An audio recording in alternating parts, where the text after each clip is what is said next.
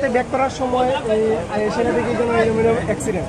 আজকে প্রায় মিনিমাম 7টা দিন ধরে এই গাড়িটা কেন বন্ধ। হ্যাঁ ঠিক আছে, তো হঠাৎ যদি গাড়ির লোকে এই বলেরো গাড়িটা অ্যাক্সিডেন্ট, তখন আমরা দেখার পরে দেখি ড্রাইভার মোটামুটি সুস্থ আছে, ড্রাইভার বাইরে হয়েছে।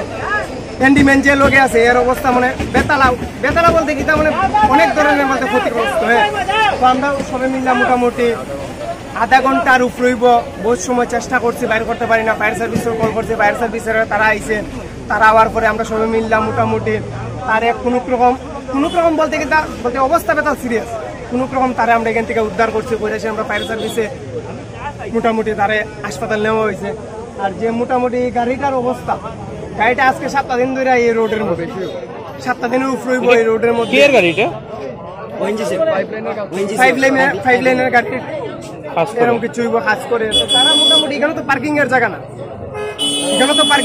না, আশা করি রাস্তার মধ্যে পার্কিং করা তো ঠিক না, কিন্তু একটা নির্দিষ্ট জায়গার মধ্যে পার্কিং করাটা ঠিক। রাস্তার মধ্যে গাড়ি ঘোড়া চলবো, এই মুহূর্তে মোটামুটি একটা কিছু হইতে পারে। কোন জায়গাতে হয়েছে ঘটনাটা? এটা কৃষ্ণপুর পেট্রোল পাম্পের সংলগ্ন এলাকা, বলতে কৃষ্ণপুরের পেট্রোল পাম্পের লোক। আমি তিলতুই থেকে ধর্মনগর গেছি, আমার একটা বন্ধুরা ডক্টরাত। আমি এখান থেকে আইটার সময় দেখি। তোমার বাড়ি তিলতুই? না, আমার বাড়ি 4 বছর।